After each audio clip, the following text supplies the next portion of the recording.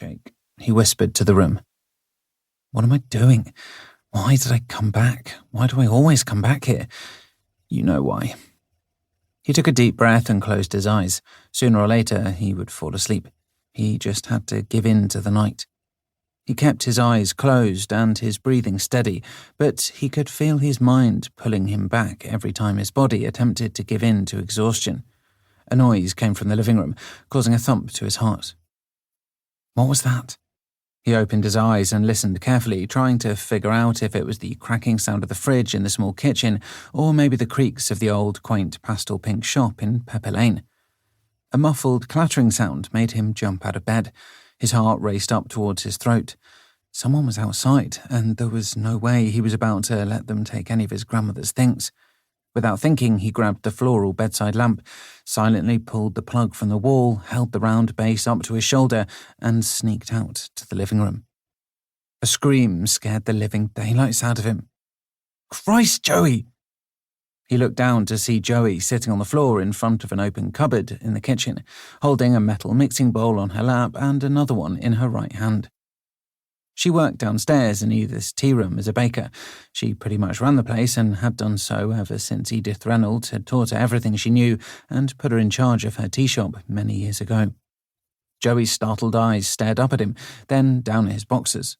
Josh lowered the lamp to his side as he caught his breath. "I almost whacked you, Joe. What are you doing up here? It's not even 4 a.m. yet."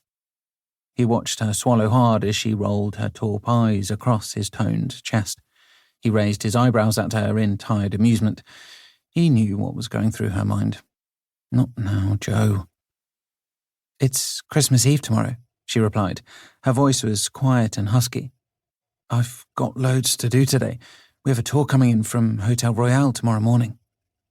He carefully placed the lamp down on the small kitchen table behind him, trying not to scratch the already scratched pine. Her eyes were now fixed on his. "What are you doing here?" "Jake asked me to come for Christmas." "So why aren't you up at Starlight Cottage with him?" He dropped his shoulders. "I'm tired, Joe. I've not long got in. Wes Morland dropped me off down at the beach. I didn't have the energy to walk up to the top of Pepper Lane in this downpour. I'll go up there tomorrow. Well, later today, that is." She stood up and took a step closer towards him. "It hasn't stopped raining the last couple of weeks.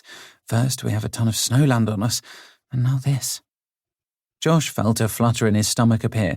It was the same feeling he got whenever she was near him. It had been 3 years since he last looked in her eyes, but those 3 years suddenly felt like yesterday. Her voice was soft and gentle as she asked, "Have you been trying to sleep?" He gave a half shrug. He felt slightly embarrassed that she knew about his night troubles, but at the same time he knew he could talk to her about anything and feel safe with her holding his secrets. She had always been his best friend since they were teenagers. He shared so much of himself with her. Joey reached out and touched his arm, sending a shiver of delight straight through him. She frowned with concern at his goosebumps. "You're cold, Josh. Get back in bed. I'll help you sleep." He lowered his weary head and walked back into the bedroom. He could sense her walking behind him. Just her presence alone relaxed his soul. He climbed back into bed and watched her remove her slippers, brown jumper and dark jeans. She was wearing plain black underwear that blended with the darkness of the room, causing her pale skin to appear ghostly. Her golden blonde hair rolled down to sit upon her shoulders as she removed her hairband. "You're so beautiful, Joe." Joey got into bed and pulled him closer to her warm body. "Sleep now, Josh," she whispered. His head rested on her collarbone whilst his hand met her stomach, where he gently stroked her skin with his thumb. "I've missed you, Joey Walker." He took a calming breath as her fingers swept lightly through his short dark hair. He smiled softly, inhaling her sweet scent. He always thought she smelled like lemon cake. Her familiar citrus fragrance immediately warmed his heart. He relaxed into her soothing presence and closed his eyes. 2. Joey. It had been 3 years since Joey last saw Josh. He had stayed in Pepper Bay just for Edith's funeral and then left. It was the only time since they were 17 that he had visited.